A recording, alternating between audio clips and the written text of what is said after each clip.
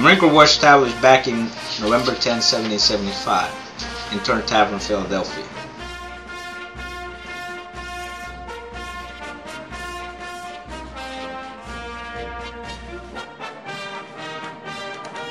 The Marine Corps has existed over 236 years. In order to become a Marine, there's a lot of different steps you gotta take. First step you gotta do, or you have to take, is you have to actually approach a recruiter, which at that point is gonna be able to explain you and find out exactly what you're looking for. At that point, the recruiter is gonna be able to show you the different ways the Marine Corps could help you accomplish what you want to accomplish in life. After that, if you decide to actually join the Marine Corps, you're gonna go through a rigorous processing, which you're gonna be screened medically and mentally. You're gonna have to take the Armed Services Vocational Aptitude Battery, or otherwise known as ASVAB. On that test, you're gonna be able to see what your aptitudes are, whether you're good on mechanics, whether you're good on the electrical side, or whether, you know, see what areas will you be able to function the best with the Marine Corps. And that's what we're gonna use along with the results of your physical, which your physical is actually gonna be more detailed, you know, kind of like a sports physical, but they're gonna take a step further. They're gonna check your hearing, they're gonna check your eyesight, they're gonna make sure that you have full flexibility on all your joints, and make sure that there's no medical problems that will prevent you from actually making it through recruit training, which is gonna be a very rigorous training you're gonna have to go through. So once you're identified that you're qualified, you're gonna be allowed to enlist into what we call the Delayed Entry Program. In other words, called DEP. During this program, that's when us, the recruiters, have the opportunity to prepare you to actually go to boot camp, be mentally and physically prepared, so you're able to face the challenges the boot camp is going to bring to you. Boot camp is going to be 13 weeks. It's actually 1 week, which we call receiving. You're also going to be checked with the dental clinic, which they're going to make sure that there's nothing that will prevent you from actually continuing on the training. At that point, you're going to start the training. It's going to be 12 weeks of actual training. There are different phases. You got first phase, second, and third phase. First phase is mostly getting you up to speed, making sure that you're physically prepared. If not, they're going to get you to the level where you need to be. As well as also academic classes. You're going to learn a lot about the history of the Marine Corps. You're also going to learn about the policies, about the regulations, everything that we have to abide by, as well as our core values, which are the most important ones. Once you have completed the first two phases, coming the third phase, towards the end of it, you're going to have an event which we call the Crucible. The Crucible is the final test of boot camp, meaning that everything you have learned before throughout all the phases is going to be put to the test on during this event. Alright, the main reason I decided to enlist in the Marine Corps was I felt that if I were to enroll in a college right after high school, that I would flunk out. I didn't feel like I was prepared for that. But now I feel like my decision has changed. Now that I've been PTing with them, working out with them, I've put in a relationship with everybody there. And I feel like the Marine Corps will prepare you mentally and physically for just about anything. You also learn about responsibility. And I think that's a big part of life, responsibility. If you got responsibility, you make wiser decisions. It makes you a better person, in my opinion. The second reason I joined the Marine Corps was the suit. It's a pretty cool suit.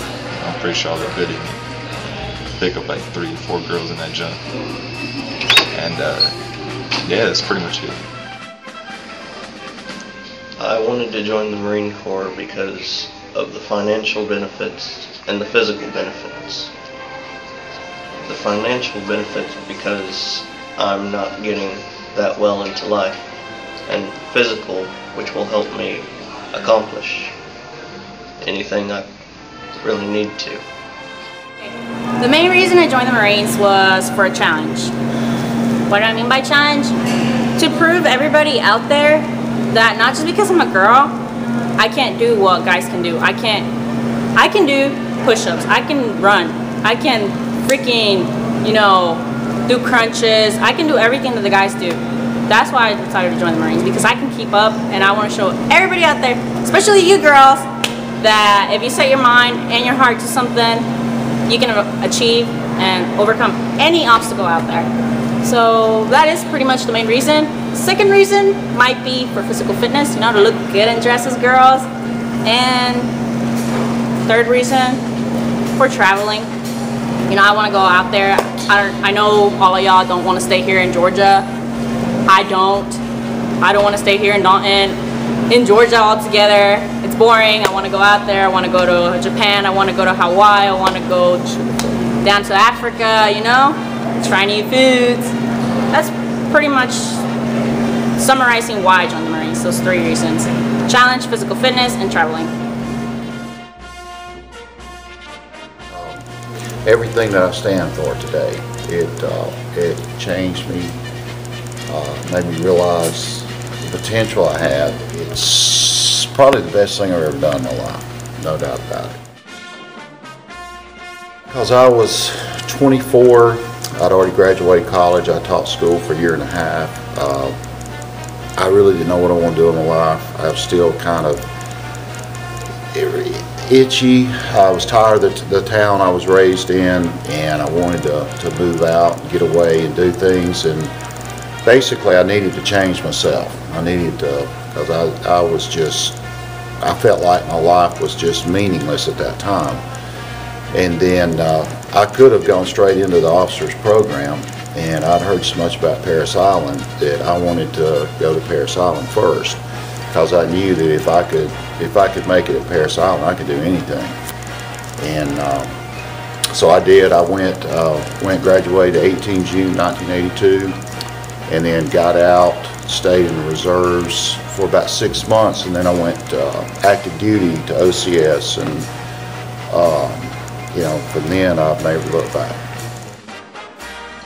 No, I'm telling you, it's a challenge. If you're not really serious, if you don't want to put 100% into something, don't even try it.